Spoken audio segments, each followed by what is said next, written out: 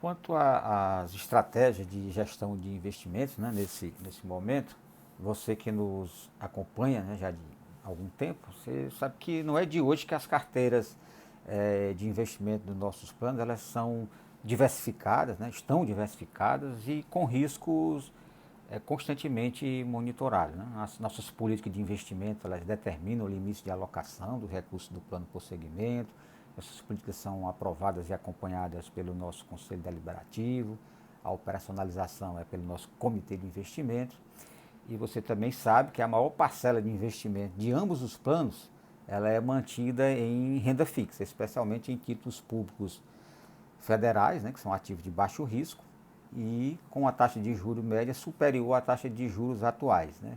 E como a gente carrega esses títulos até o seu vencimento, eles são, no jargão aqui do mercado, marcados na curva, ou seja, o valor desses títulos ele é atualizado diariamente de acordo com os juros pré-definidos, sem ser impactado pela oscilação do preço que pode ocorrer no mercado. Então, para esses títulos que estão nessa situação, né, que são títulos de longo prazo e estão marcados na curva, aquele fato que eu comentei já a respeito das taxas de mais longa terem sido empurradas para cima, ela não afeta essa parcela da carteira que é bastante significativa em ambos os planos.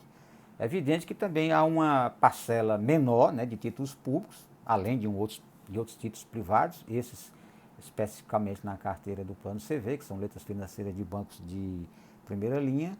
Esses sim estão marcados a mercado, né? Significa dizer que a atualização diária do preço desses ativos ela permite saber quanto vamos receber exatamente naquele momento se fosse realizar a venda desse papel.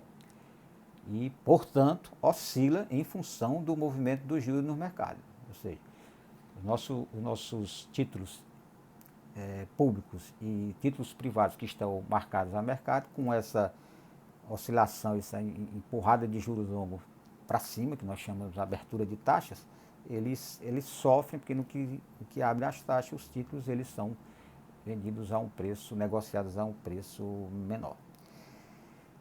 Em termos de alocações em renda variável e fundos imobiliários, né, que são segmentos bastante impactados nessa crise, eles estão em ambos, né, o patamar é abaixo do limite máximo de onde poderia chegar, né, de acordo com as políticas de investimento. E evidentemente no plano BB, por se tratar de um plano maduro, a parcela é bem menor do que as alocações feitas no plano CV.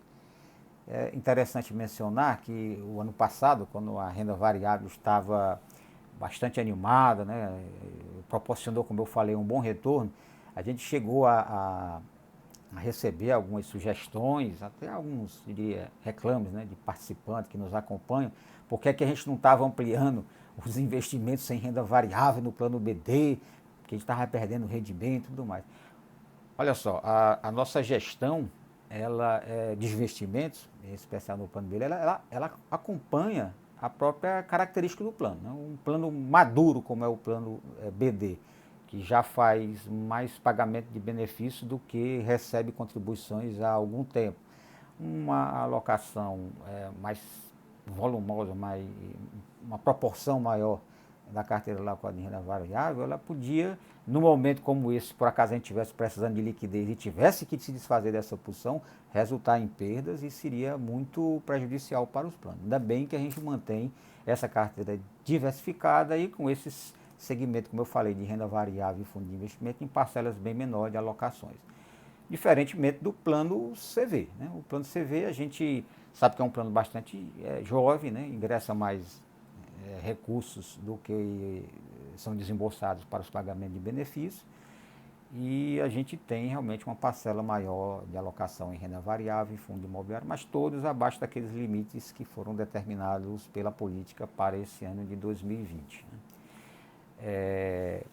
Os papéis de renda fixa, ações e empresas, moeda como dólar, derivativo, investimento no exterior, eles têm sido feito parte da carteira dos investimentos de multimercado, né, que são os fundos multimercados que no caso do CV a gente aloca no segmento chamado estruturado. Então você olha na carteira, você vai ver que no segmento de estruturado nós temos uma alocação que fizemos, né, em alguns fundos multimercado e os resultados eles têm se mostrado interessantes mesmo nesses tempos agora conturbados, né?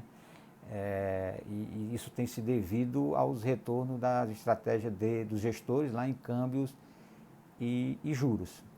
Eu já mencionei, mas é bom enfatizar, a liquidez disponível em ambos os planos, VD e CV, ela é uma liquidez adequada, não temos qualquer necessidade de venda de ativo, portanto não estamos sujeitos a uma movimentação mandatória, obrigação de realização, venda, saída de algum papel aos preços atuais de mercado para satisfazer compromisso. Isso a gente não tem, portanto não há que se falar em perdas concretas, né? Os resultados, por enquanto, são resultados legalmente falando, resultados escriturais, resultados contábeis. Você tem um retorno negativo, mas se você não se desfizer da posição, porque não tem necessidade de fazer isso, você não concretiza a sua perda. Por isso é que nós aqui na gestão dos planos, nós temos mantido, né, nossas posições baseadas nos fundamentos e, à medida que surgem, aproveitando oportunidades, né, também em renda fixa, né, em relação à curva de juros, né, com o aumento das taxas de juros, a gente adquire alguns papéis de renda fixa, longo prazo e tal, e pode aproveitar no momento em que as taxas voltarem a um patamar normal para vendê-los, negociá-los no mercado com um ganho, já que esses títulos para negociação eles ficam com valores marcados a mercado. E na própria renda variável também e fundos imobiliários, as oportunidades com queda de preço dos papéis que podem nos beneficiar quando retornarmos à normalidade.